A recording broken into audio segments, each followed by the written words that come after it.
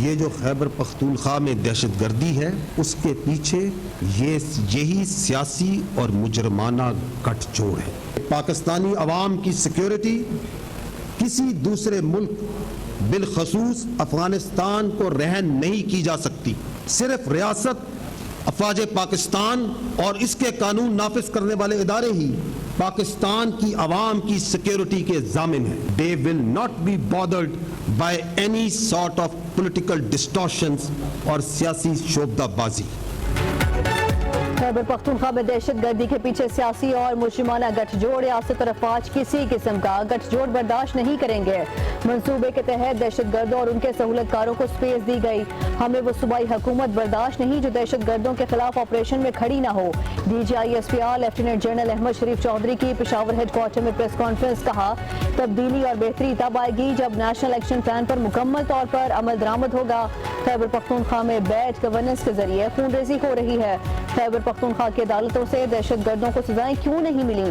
کون کہتا ہے کہ خارجی اور دہشت گردوں سے بات کی جائے؟ کون ہے جو کہتا ہے کہ پاکستان کی سیکیورٹی کی گارنٹی کابل دے گا؟ اب سٹیٹس کو نہیں چلے گا۔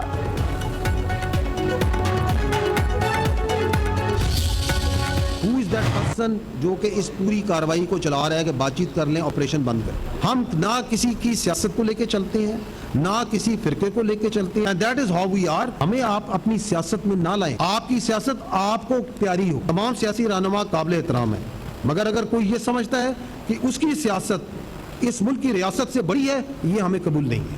اگر ایک فرد وائز یہ سمجھتا ہے کہ اس کی ذات اس پاکستان سے بڑی ہے، یہ ہمیں قبول نہیں ہے۔ آپ اپنی فوج کو اس گھٹیا بیان بازی، ان بیانیوں اور ان کی سیاست جو ہے جس کی اپنی کوئی ذاتی مفاد اور گمراہ کن قسم کا ایجنڈا ہے، اس سے پاک رکھے اور دور رکھے۔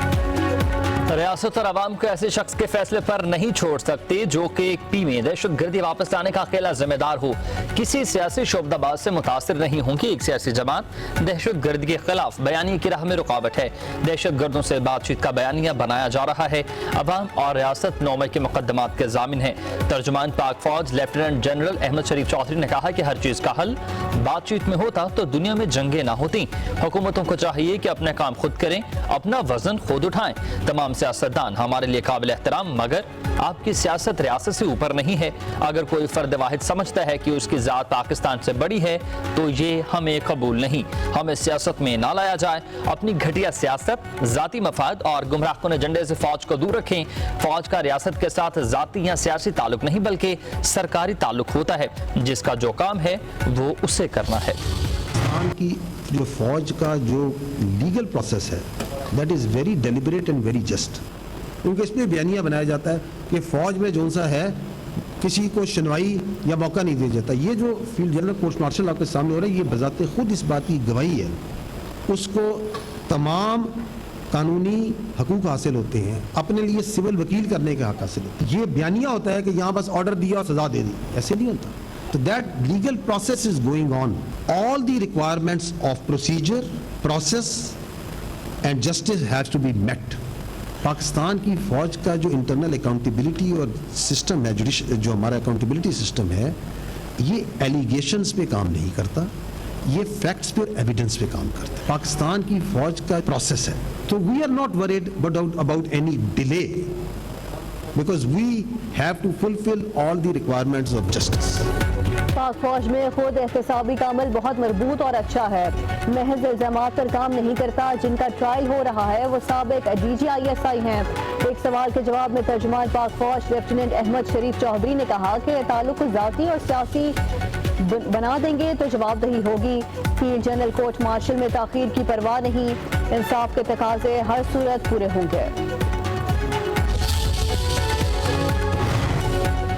وزیر دفاع خارجہ آصف کا بانی پی ٹی آئی پر ہزاروں طالبان کو پاکستان لا کر بسانے کا الزام۔ سوشل میڈیا پر پیغام میں لکھا کہ آج بھی پی ٹی آئی دہشت گردوں سے مذاکرات کی بات کر رہی ہے۔ 60 لاکھ افغان مہاجرین کی مہمان نوازی کی قیمت ہم اپنے خون سے ادا کر رہے ہیں۔ برسوں سے ہماری فوج اور عوام کا خون بہایا جا رہا ہے۔ وقت آ گیا ہے کہ افغان مہمان اپنے گھروں کو جائیں۔ دہشت گردی اور خون ریزی بند ہونی چاہیے۔ یہ کیسے مہمان ہیں جو میزبانوں کا خون بہاتے ہیں اور قاتلوں کو پناہ میسر کرتے ہیں؟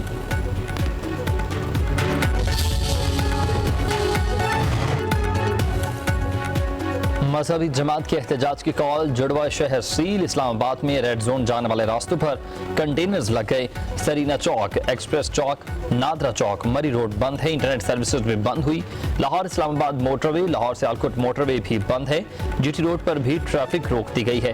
पंजाब में 10 रोज के लिए दफा 144 नाफिज कर दी गई। जल से जुलूस, धरनों पर पाबंदी होगी। लाहौर में orange line train, metro bus services आर्जी तौर पर मुअत्तल रहेंगी। मुझे तो ये नहीं समझ आती कि फलस्तीन के लोग खुश हैं एग्रीमेंट से जी, मगर कुछ लोग कहते हैं कि नहीं हम खुश नहीं हैं। जो स्टेक होल्डर है वो खुश हैं। इसका मैं कुछ करता हूँ। कौमी असम्बली में अरकान का रास्ता बंद होने का शिकवा, स्पीकर रियाज सादिक ने कहा कि जंगबंदी माहिदे से फलस्तीन के लोग खुश हैं। यहाँ कुछ लोग कहते हैं कि हम खुश नहीं हैं। रास्तों की बंदिश के मामले को देखता हूँ। स्पीकर रियाज सादिक की वज़ीर दाखिला मोहसिन नकवी से मुलाकात, सेनेटर राना सनाउल्लाह की भी मुलाकात में शिरकत। मोहसिन नकवी ने अमन और अमान के इक़दामात से आगाह किया।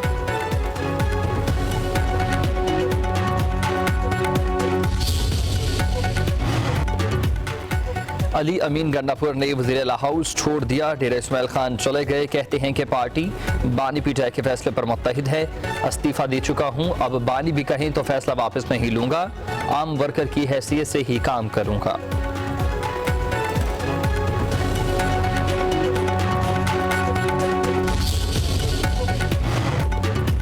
पीटीआई पार्लिमानी पार्टी के इजलास से 12 से ज्यादा अरकान गायब हो गए। 93 अरकान असम्बली में से सिर्फ 74 की शिरकत। गैर हासिल अरकान में सूबाई काबीना के अरकान भी शामिल। मोहम्मद इशफाक, फजल इलाही, आसिफ महसूद, शफी जान, ताज मोहम्मद, तारिक उरियानी और दीगर शरीक न हुए।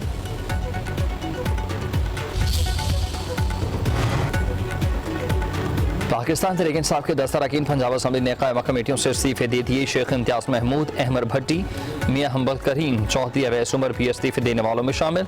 सरदार मोहम्मद सरफराज डोगर, वकास महमूद, फर्रुख जावेद, राना शहबाज भी इस्तीफा दे चुके हैं।